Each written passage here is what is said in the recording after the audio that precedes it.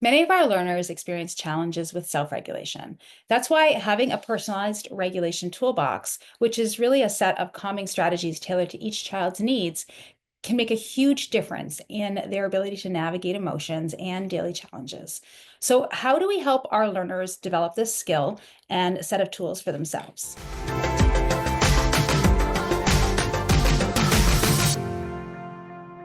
Hi, I'm Shira. And I'm Shayna. We're behavior analysts who create weekly content about how to teach kids with autism so that they make real progress. And we create shareable resources to make your job just a little easier. Today's topic is all about building an emotional regulation toolbox. And if you want more videos like this, make sure to subscribe and hit the notification bell to stay updated on new video releases. So, right before we started recording this podcast, full disclosure, Shira actually asked me, so Shayna, what's in your regulation toolbox? And I actually said that exercise was, and she looked at me like I had four heads, but it's true. I wish that was in my toolbox. I can get really, really anxious and just like I have all this pent up energy. And if I don't work out on a regular basis, it's not good. It's not good for anyone. So I actually like what regulates me is exercise, and I joke around about it. But honestly, like when my husband and I first started dating, he used to hand me running shoes and say bye. I now, jump on a spin bike, go to the gym, whatever I do to regulate myself when I need to.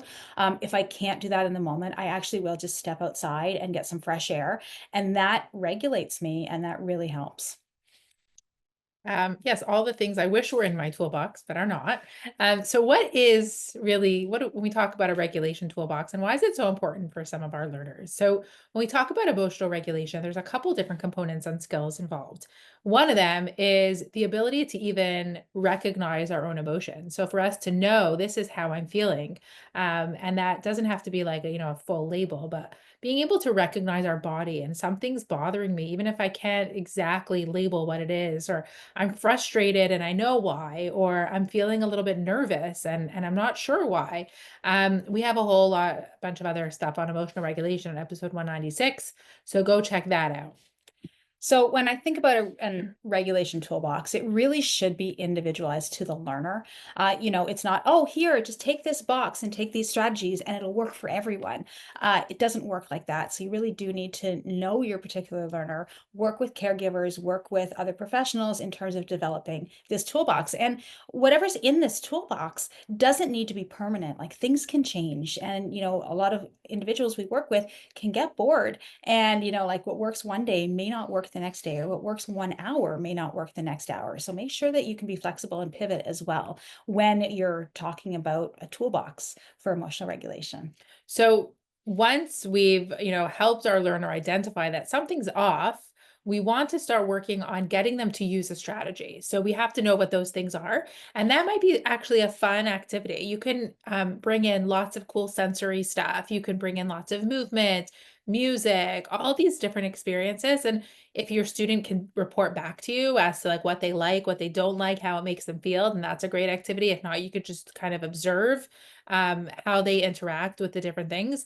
And what you want to do is eventually, once you can get them to identify, either for themselves or with support, that something's bothering them, whether they're frustrated, anxious, angry, and then be able to choose something that will help them re-regulate. When we talk about regulation, it's kind of like a muscle that we want to build and we want to work on, and we want to exercise. It's not all or nothing. We want to continue to practice building this muscle, and we do that by trying these strategies and continuing to use them daily as a way to help us get back to, baseline. As a behavior analyst, I feel like we need to know a lot about a lot of different things. So, oftentimes with this, I'll call in an occupational therapist because this may not be our skill set, and that's okay. It's really great to have a multidisciplinary approach if you can. So, sometimes being able to observe a student in their environment and see what's regulating for them is great, or maybe the student can actually tell you what's regulating for them. But oftentimes, you have to figure that out yourself, so calling in other professionals is a good thing to do. And also, saying that we're going to teach emotional regulation is not really a catch-all for a function-based approach to challenging behavior. So just to remember that you are still looking at functions of behavior and teaching all those nice replacement skills. And this really does help our learners be able to cope, to be able to, if something is bothering them and they are allowed to have those feelings, what should those feelings look like, right? With, as behavior analysts, we're not saying that we never want anyone to be upset, and we're going to manage all challenging behavior so that no one's ever going to get angry or sad or frustrated.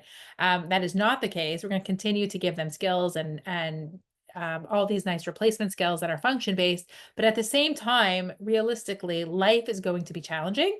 And we want to give our learners skills and be able to cope with those challenges, even if we can't prevent them all or teach skills that are going to eliminate all challenges. I think that's really huge, Shira, from a behavior analyst perspective. Like, anxiety exists, even though you can't observe it, you can't measure it all the time.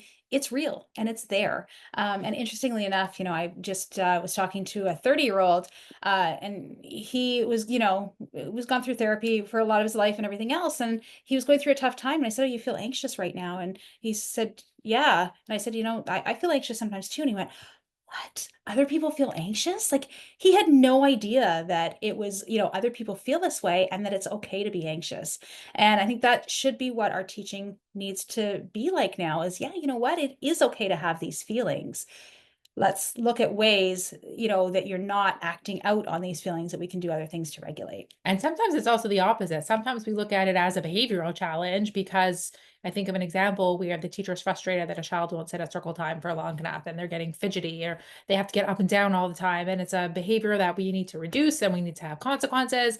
And we look at all these contingencies when really maybe they just needed a little movement right before and they needed to have that in their toolbox. They needed to be able to identify their body and say, I'm feeling a little bit fidgety. Maybe I'll grab a fidget toy, or maybe I just need to stretch my legs. And this could be a really simple solution for what didn't need to turn into, a whole behavior reduction strategy. So it's important to have that kind of perspective on both sides, where is this as simple as easier said than done, simple, but as simple as incorporating some movement and giving them ways that they can move their body and not and having realistic expectations, or is this really that they are having meltdowns and behavioral challenges that does need to be targeted?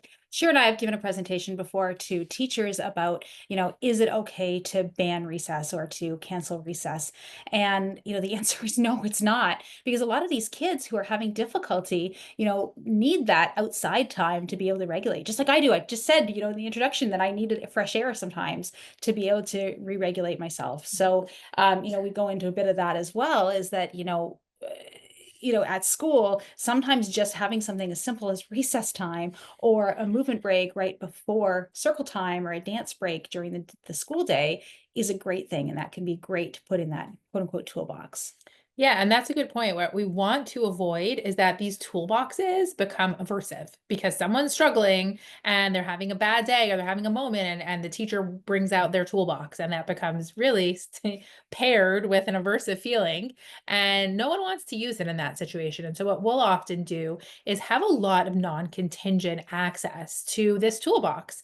And it's something that we'll practice on a class level, on a group level, and we'll have mindful minutes and we'll have yoga breaks after recess.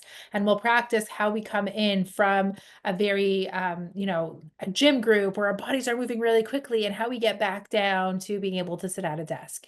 And these things should just be non-contingent, the same way access to recess and access to movement, all of these things shouldn't be something that they have to earn. We should have them be part of our learner's day, because a lot of the kids that we work with are going to need that. And like I said, it's a muscle that we want to practice. We want to practice them using these strategies, not only when they're really heightened, but having this mindfulness and this moving your body approach so that it can be used then, because it become a habit once they're, a little bit more heightened. And when I think about, the term toolbox or emotional toolbox, I think of a physical box that has things in it.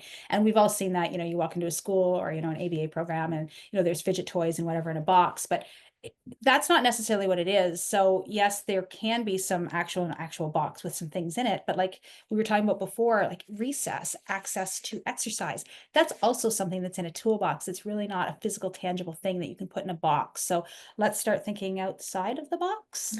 Outside of the toolbox, the name of this episode. Um, And that's a really good point. And I think we also want to think about the goal is that they're going to be able to use these strategies and this toolbox or out of the box on their own. And so what we tend to do sometimes is give them everything that they're supposed to be doing. Oh, you look fidgety, why don't you go take a walk? Or you need to move your body, go to the quiet corner. Whatever, those actually don't go together. You need a break, go to the quiet corner. You seem frustrated, take some deep breaths. And we're creating a situation where they're relying on us to be their toolbox. And what we want to do is, even if at the beginning they're going to need a lot of support and co-regulation, we want to put it into some form of visual, some strategies that we're providing them so that eventually it will become independent. So even if it's that we're going to tell them to take a break, but there's a break card, or we're going to tell them to take deep breaths, but there's a visual that they can follow that we can just gesture to, and then eventually fade that so that they could do it themselves. Because the goal is that we want them to be able to ultimately identify how their own body is feeling and choose an appropriate strategy with a lot of, scaffolding and support to get there. So I guess just to summarize, what would be in a toolbox or out of the box? Yeah, sensory tools, those can be in a toolbox, and physical toys for sure. Visual supports, like Shira mentioned, sometimes it's just a visual of breathing, and that's enough to, give someone the cue of, oh yeah, I've got to take some deep breaths right now. Or other visual supports like steps to calm down, and there's a whole schedule in place of what that is. An exercise routine might be a visual support as well. Breathing mindfulness techniques that they can practice might be in that box or not in the box. Movement strategies, communication supports, even just some visual cues of, things that say, I need to take a break, or it's too loud, or I'm feeling this way, can also be a support that can be, part of that toolbox. And then environmental adjustments as well. And this part is key. You've got students in a classroom where the classroom might be really, really busy, and they may require just sitting closer to the teacher. And that could be enough of an environmental adjustment. It might be that they need a quiet corner at the back for when they're feeling overwhelmed. So taking a look at that the environment as well, and seeing if there's any adjustments that you can make there. And so how to make it individual to your learner? Well, you can first and take some data on this. Observe some of the things that tend to be happening in the environment when they're seeming dysregulated. Is it always those loud noises? Is it always during downtime or unstructured time? And then when we're having this as part of our day, right? Having different opportunities for movement, for mindfulness, for breaks, for regulation, noticing which work for which students, and then helping your students then identify the things that they do enjoy, trying new things. It might not work right away. Like, we sometimes will offer a kid a fidget and we're saying, well, they're still fidgety. Well, you have to practice and they have to get used to it. And there has to be some, feedback and contingencies around that. And continue to practice those things when they're calm, because it's going to be using those supports and strategies when they're calm that they will become eventually what they lean on when they're not calm. We think of mindfulness and meditation often, and nobody says that only meditate once you're feeling anxious. No, what they say is meditation has to be a practice every single day, because then you train your brain and you train your mind to go back to that place when you're feeling anxious. So it's similar to our students. They should become familiar with the things that give them the feedback that they're seeking, so that it becomes a habit. And when they are feeling heightened, it's easier to rely on those strategies. Yeah, last thing is model and practice, right? Practice, practice, practice, practice. Like Shira said, this isn't something that we just do, once or twice, or it's a teaching program that gets mastered and then that's it. It's about an exercise. Like, you do this regularly, so that it becomes habit, and it becomes just so fluent that it's something that people go to when they are feeling anxious. Right. I'm still figuring out my toolbox. So it is a lifelong endeavor. I heard chocolate helps though. How'd you know? In summary, today we talked about how to help your learners build an emotional regulation toolbox, and we gave some tips and strategies. For more information on building an emotional regulation toolbox, click the link in and around this video or in the description to claim your free ideas for calming activities list. We also encourage you to subscribe to the channel so that you don't miss any future videos, and leave a like and comment below if you have further questions.